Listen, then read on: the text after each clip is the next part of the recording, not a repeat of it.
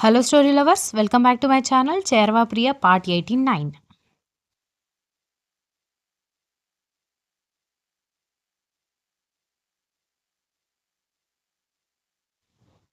ఇప్పుడేం చేద్దాం విజ్జు అని ఐశ్వర్య అయోమయంగా అడిగేసరికి మీ అన్నయ్య వదిన పిలిచిన తర్వాత వెళ్ళకపోతే ఏం బాగుంటుంది అనగానే కానీ మా నాన్న ఊరుకోరు కదా అని అంటూ ఉంటేనే ఐశ్వర్య వాళ్ళ అమ్మగారు కూడా ఫోన్ చేసి ఇదే విషయం చెప్పడంతో చూడు మీ ఇంట్లో నుంచి ముగ్గురు ఫోన్ చేసి చెప్పారు నువ్వు ఒక్కరి గురించి ఆగుతున్నావు అనగానే ఆ ఒక్కరు చాలు ఇంట్లో ప్రళయం సృష్టించడానికి అని అంది ఐశ్వర్య.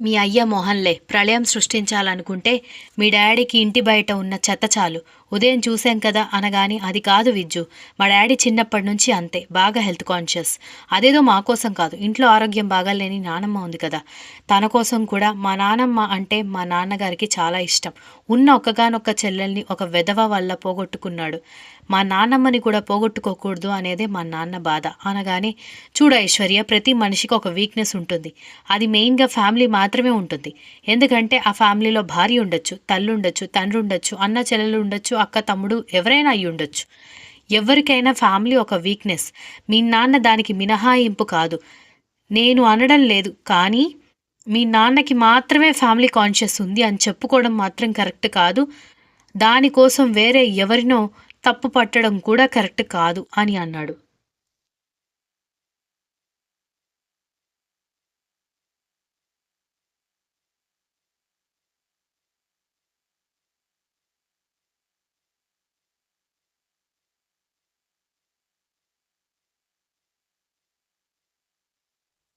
ఐశ్వర్య మౌనంగా ఉంటే నిజమే ఆ చెత్త చూశాడు.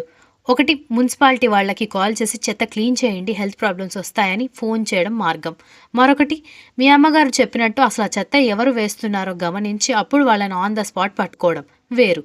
అంతేగాని డైరెక్ట్గా ఇంట్లోకి దూసుకొచ్చి గొడవ చేస్తానంటే ఇప్పుడు నువ్వు నాకు ఫ్యామిలీ నేను కూడా నీ గురించి ఆలోచిస్తాను నువ్వు కూడా నా వీక్నెస్ అలా వచ్చే ఒక బుద్ధి లేని వాడి దగ్గర మాట్లాడినట్టుగా మాట్లాడితే నేను ఎలా ఒప్పుకుంటాను అలాగే ప్రతి మనిషికి ఒక వీక్నెస్ ఉంటుంది ఒక ప్రేమించే ఫ్యామిలీ ఉంటుంది ఒక ప్రేమించే వ్యక్తి ఉంటాడు అన్నాడు విజ్జు.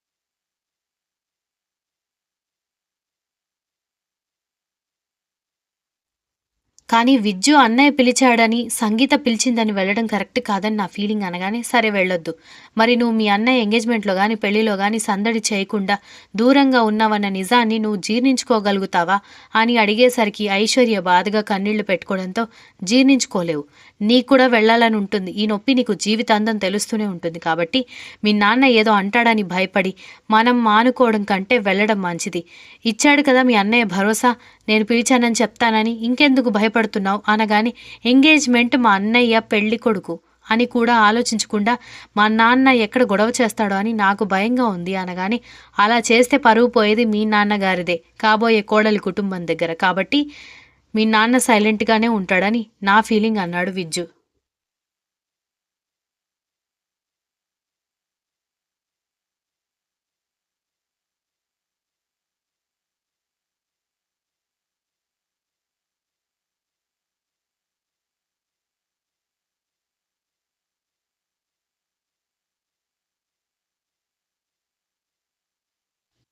మర్నాడు ఉదయాన్నే జానకి త్వరగా రెడీ అవ్వు మనం ఒక ఫంక్షన్కి వెళ్ళాలి అనగానే ఎవరి ఫంక్షన్ అని జానకి అడగడంతో మన కోడలు వాళ్ళ అన్నయ్య ఎంగేజ్మెంట్ అనగానే ఏంటి అని జానకి అడిగేసరికి ఐశ్వర్య వాళ్ళ అన్నయ్య ఎంగేజ్మెంట్ అనగాని ఏంటి మీకు ఏమైనా పిచ్చి పిచ్చిగా ఉందా ఆహ్వానం లేకుండా పిలవని పేరంటానికి వెళ్తానంటారేంటి పైగా నా నోటికి భయపడి ఇంట్లో కోడలే లేదు అలాంటిది వాళ్ళ అన్నయ్య ఎంగేజ్మెంట్కి నేనెందుకు వెళ్ళాలి అనగానే అరే విజ్జుకి ఫోన్ చేసి పిలిచారంట మనం వెళ్ళాలి అన్నాడు రఘురాం.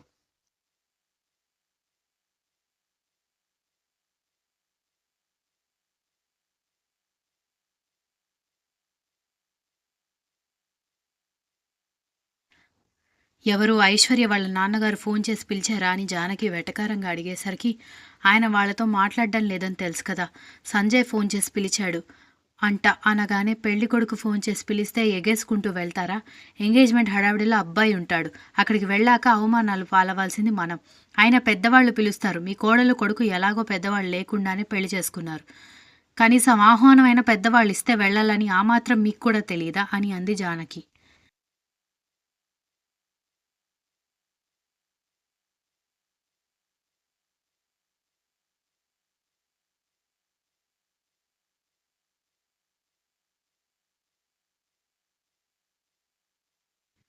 నువ్వు కొద్దిసేపు నోరు మూసుకుంటావా జానకి?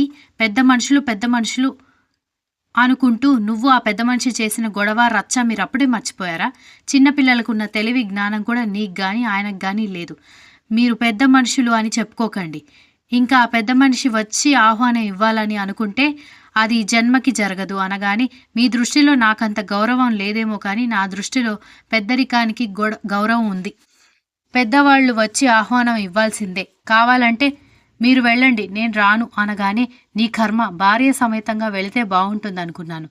నువ్వు రానంటే నేను మాత్రం ఏం చేస్తాను అనుకుంటూ రఘురాం రెడీ అయి వెళ్ళిపోవడంతో జానకి కోపంగా కూర్చుండిపోయింది.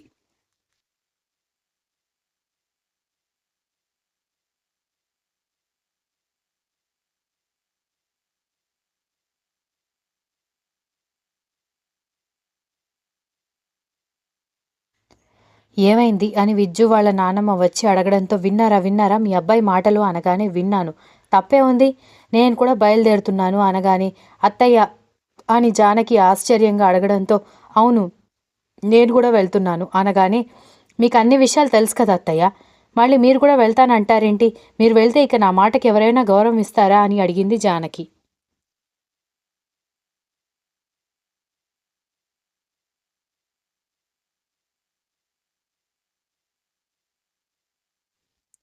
నిన్నటి వరకు నేను కూడా నీలాగే ఆలోచించాను జానకి. కానీ నా మనవడు మనవరాలు నా కళ్ళు తెరిపించారు అనగానే మనవరాలా? అది నాకు కోడలే అవ్వలేదు, మీకు అప్పుడే మనవరాలు అయిపోయిందా అనగానే ఆవిడ నవ్వుతూ నీ దృష్టిలో పెద్దరికం అంటే ఏంటి? 40 ఏళ్ళు 50 ఏళ్ళు రాగానే వాళ్ళు పెద్దరికానికి అర్హులు అంతే కదా అని అడిగింది ఆవిడ.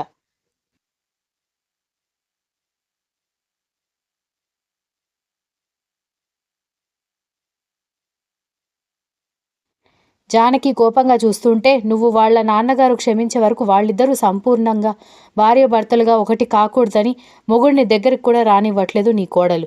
నువ్వేమో ఇంటికొచ్చిన కోడల్ని 2 రోజుల్లో బెదరగొట్టి పంపించేశావు అనగానే జానకి ఆశ్చర్యంగా చూస్తుంటే నమ్మలేకపోతున్నావు కదా? ప్రేమించి పెళ్లి చేసుకున్న వాళ్ళు దూరంగా ఉంటారని నేను కూడా నమ్మలేకపోయాను. కానీ 2 రోజులు చూశాను కదా, నీ కొడుకు పెళ్ళాం మీద ప్రేమతో వెళ్ళి ఆ పిల్లని కౌగిలించుకోవడమే తప్ప ఆ పిల్ల నీ కొడుకుని దగ్గరికి కూడా రానివ్వడం లేదు. అంత ఎందుకు, పెళ్లి జరిగిపోయింది కదా దగ్గర అవ్వండి అని నేను చెప్తే నేనెవ్వరి మాట వినడానికి సిద్ధంగా లేను బామ్మగారు. నిజంగా అంత సింపుల్గా నా ఉద్దేశాన్ని మార్చుకోవాలని నేను అనుకుంటే ఇంత కష్టపడ్డం ఎందుకు అని అడిగింది.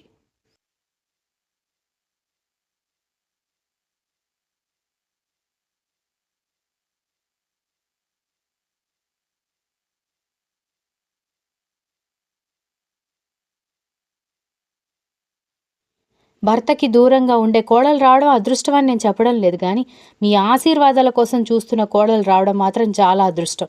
నువ్వు వస్తేరా లేకపోతే లేదు, మేం వెళ్తున్నామంటూ బామ్మగారు కూడా ఎంగేజ్మెంట్కి వెళ్ళిపోయారు. అందరూ ఎంగేజ్మెంట్ దగ్గర ఉండగానే గుడిలో అడుగు పెట్టాలా లేదా అని కంగారు పడుతున్న ఐశ్వర్యని చూసి ఏంటి కుడికాలు పెట్టాలా ఎడంకాలు పెట్టాలా అని ఆలోచిస్తున్నావా అని అడగడంతో కాదు విజ్జు, మనల్ని చూస్తే ఎంత గొడవ అవుతుందో ఏంటోనని కంగారుగా ఉంది అని చెప్తూ ఉంటేనే విజ్జు ఐశ్వర్య చేతిని పట్టుకుని లోపలికి లాక్కుని వెళ్ళిపోయాడు.